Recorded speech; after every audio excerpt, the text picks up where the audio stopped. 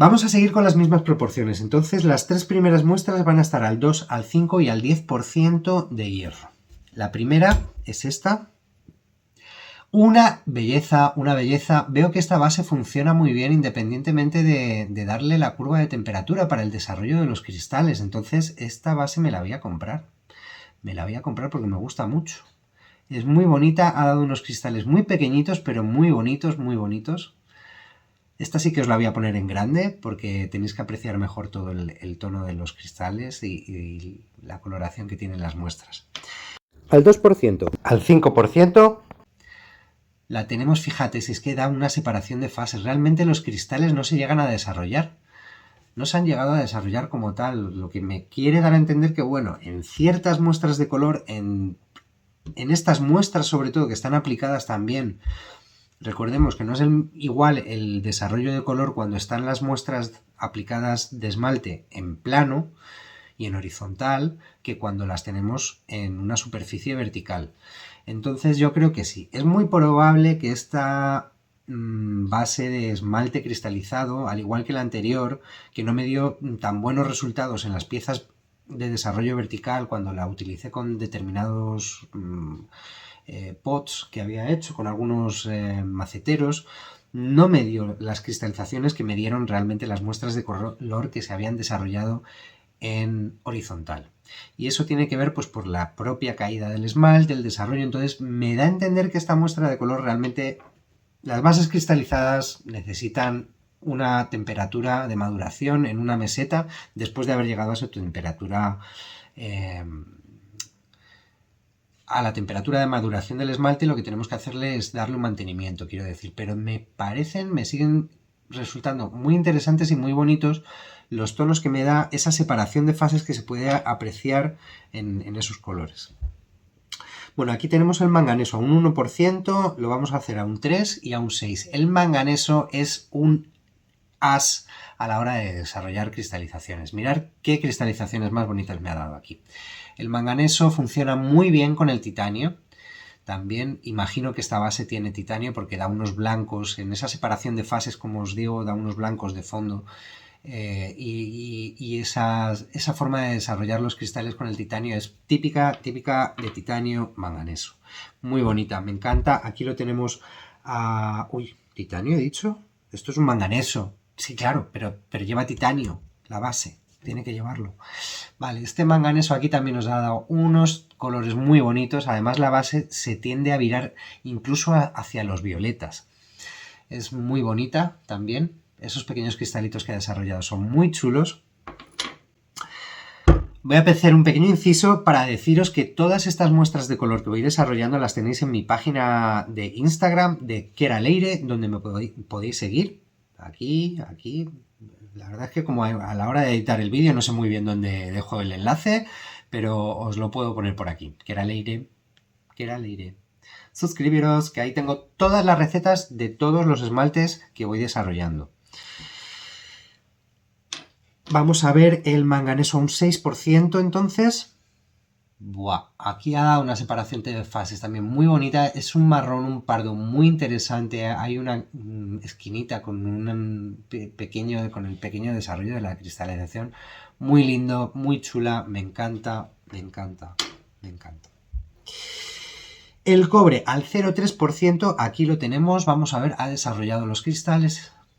Muy bien, los ha desarrollado, pero no son las típicas cristalizaciones del cobre, lo que me da a entender que realmente lo que está cristalizando es el titanio de la base con el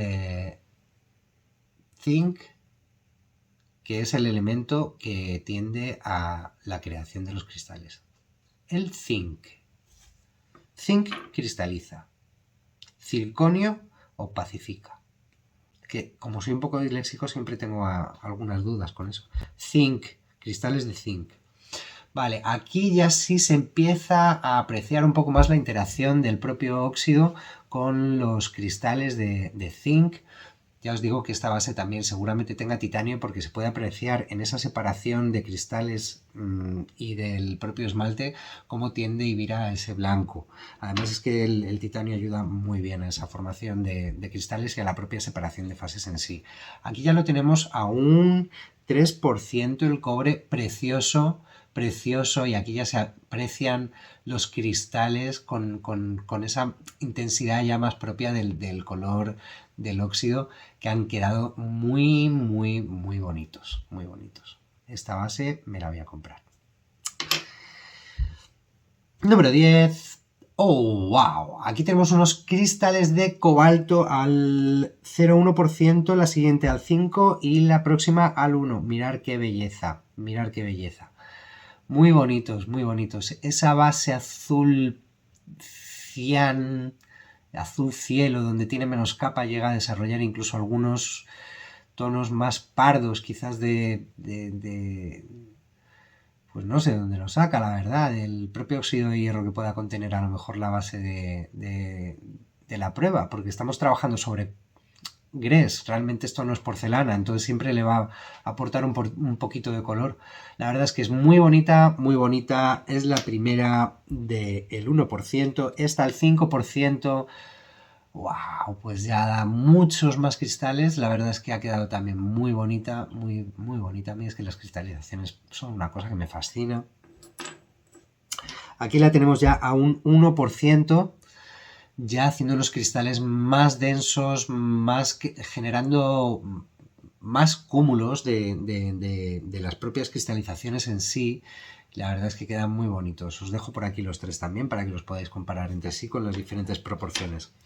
El cobalto, pues dentro de las esmaltes, al final es un color que a todo el mundo le llama mucho la atención, ese azul cobalto tan intenso. A mí me tiene un poco aburrido, sinceramente, porque al final no deja de ser azul, pero la verdad es que en el tema de cristalizaciones el cobalto también es una maravilla, como queda de bonito. Aquí lo que no he hecho ha sido mezclar, que en la siguiente, creo que tengo un proyecto aquí luego para mezclar los óxidos entre sí y dar diferentes muestras de color. Solamente hemos visto las diferentes proporciones a las que hemos ido mezclando los óxidos. Este es un níquel a un 0,85%, lo vamos a añadir a un 2,5% y a un 5% también. Muy lindo, unas cristalizaciones también muy sutiles las que tiene. Aquí ya lo tenemos a un 2% y parece ya aquí quererse cargar las cristalizaciones para sacar una separación de fases simplemente entre dos fases de colores vítreas, una más parda y otra más verde, pero también está muy bonito. Sí que tiene ciertos pequeños núcleos de cristalización, pero no ha llegado a desarrollar demasiada como tal. Bueno, está muy, muy lindo, la verdad es que una variación del 85 al 2,5 ya nos da un cambio muy importante también en esta base. Aquí lo tenemos ya a un 5%, donde realmente, como os digo, sí parece afectar al desarrollo de las cristalizaciones y querer más a una separación de fases líquidas como tal. Eso, pues, como os digo, siempre es por las características y las propiedades químicas del material y las propias características físicas que se dan también en el horno a esas temperaturas. Aquí tenemos el cromo. El cromo no es un especialista en generar cristalizaciones hermosas, pero esta base de cristalizaciones sí que nos permite ver cómo hay una pequeña separación de fases también entre dos tonos, uno más rosado y uno más verdoso. No sé si se aprecia muy bien en cámara, pero espero que cuando os pongo por ahí las ampliaciones podáis ver cómo veis que el cromo realmente afecta bastante al desarrollo de las cristalizaciones. Esto ya me lo veía venir. Y lo único que tiende es a una separación de fases, sobre todo se aprecia un poco mejor a lo mejor entre la parte en la que tiene más capa y en la que tiene menos capa. Bueno. Aquí viene la himenita, que para mí es una maestra también a la hora de generar cristalizaciones. Tenéis en el otro vídeo que hicimos con la base de cristalizaciones, que os dejo por aquí. Es una belleza las cristalizaciones que da. Aquí son muy sutiles, la verdad. Solamente la he añadido a un 2%, la tenemos luego a un 4% y a un 6%.